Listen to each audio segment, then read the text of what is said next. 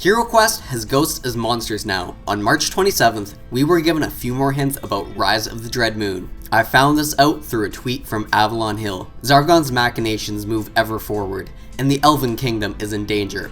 Find out what lies within Rise of the Dread Moon, the upcoming expansion for the HeroQuest game system, in our latest blog post here.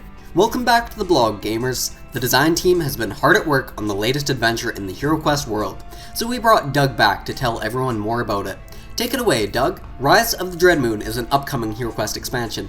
We can't pull back the whole curtain today, but we can share a little bit about why you should be excited to play these quests. More cunning foes. We want Zargon to have more fun. How do you direct your minions optimally when 6'7" of solid muscle is standing in a doorway, brandishing a broadsword menacingly, and not letting anyone past? I did not realize that the barbarian was that tall. We are giving Zargon monsters with spells and abilities to challenge our heroes' game strategies. Do monsters with strategic maneuvering and coordinated attacks sound good to you? Meet the Specter. Specters are ghostly undead monsters who pass right through heroes, walls, and other solid objects. They channel dread energy to snuff the life from the living regardless of the armor they rely too heavily upon. Oh, and they're even more deadly in numbers. So, as you can see from this picture here, my guess of the ghosts being banshees was wrong. However, they are called Specters. And the fact that this is a new monster type is going to change sort of the meta of the game. At least from what I've heard and from my little bit of experience playing the game, having the barbarian stand in doorways and block hits while being healed is generally how people play. And I know from Gauntlet and Minecraft, the ghosts that can go through walls are very annoying to deal with at times. Although that's what makes them fun to fight as well. The Specter has 8 movement, 3 attack dice, 3 defend dice, 1 body point, 0 mind points. On the card is also the map icon, which is an elf with its mouth open. Each Specter is undead, ethereal, and may cast the following dread spell at will, Channel Dread. And this is a brand new spell of the game. This spell may be cast on any one hero to exhaust their life force. Roll 1 red die. For each monster adjacent to the caster that can cast the spell, add 1 point to the die total. And there's 3 different effects that can happen depending on the outcome of the roll. And one thing that I do find interesting about this is that it kind of takes on a mechanic from another Avalon Hill game, Betrayal at House on the Hill. And I did a review of that if you're curious to see how that works. I heard some people in the community talking about how they liked that the picture showed some generic guy instead of our heroes, similar to the images on the old cards. And the fact that this is a spell means that Zargon can stick this on any other monster that they want, so this is actually something that could potentially balance the game if you wanted to run games with a ton of party members, even though that's probably going to be chaotic regardless. Rise of the Guardian Knight. Zargon doesn't have all the fun.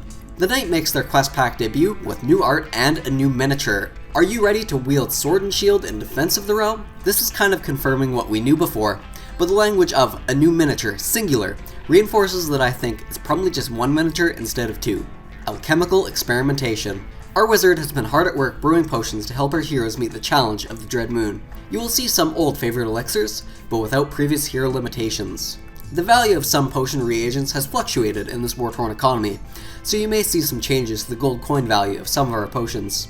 When playing an older quest, Zargon can price potions as they're presented in that material, or use these new costs if their dread powers command it. These new potions have a new card back, which is interesting, with a newt there, a sculpt, and the scale which is featured on the Alchemist bench. It's good to see this Alchemist bench in use within some of the artwork. Unless I missed it, it's just kind of been part of the furniture and that's it. It hasn't really been too instrumental in the marketing materials or the artwork before, so let's take a look at this. Potion of Frost Skin. The pale blue vial is ice cold to the touch. Drink this potion to roll 2 additional dice when you roll defend dice. This potion's effect ends as soon as there are no monsters in your line of sight. It costs 300 gold coins. If I'm being honest, I'm not super familiar with the hero-specific potions. However, I do think that it's very good to have a sort of separate mechanic in the game that's optional if you wanted it, of potions that cost more that you can apply retroactively into other expansions if you like, similar to how you can mix and match the treasure cards if you wish. And Potion of Restoration. The scent of lavender fills the air. Drink this potion to restore 1 body point and 1 mind point. It might be 300 gold coins or it could be 1300. We don't know yet. With these new Alchemical Experimentation cards, something that came to my mind is the possibility of adding another hero to the game. If we're extrapolating based on the appearance of the Druid, Warlock, and Bard, I think that they might be adding an Alchemist sometime in the future, depending on how long the lifespan of HeroQuest re-release is. They'd already be laying in the groundwork with these cards, and all that they would have to do besides the lore would be creating a couple of mechanics and limitations, such as only being able to use the wizard's equipment. When should I play this expansion? Where does it fall on the HeroQuest timeline? We see a lot of questions from players about when they should play an expansion pack. Narratively, Rise of the Dreadmoon occurs directly after the events of Mage of the Mirror. However, you will find this expansion challenges new players and seasoned heroes alike.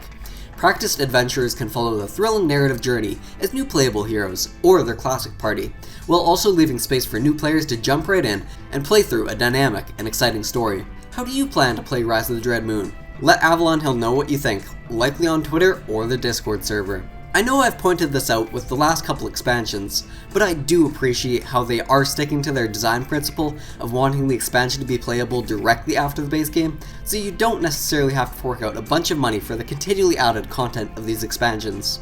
You don't have to go through Return of the Witch Lord or Keller's Keep if you do not have the financial position to purchase those and would rather play Rise of the Dreadmoon directly after the base game. That's all the HeroQuest news for now, but I'm definitely expecting that Avalon Hill will have more for us soon. Goodbye.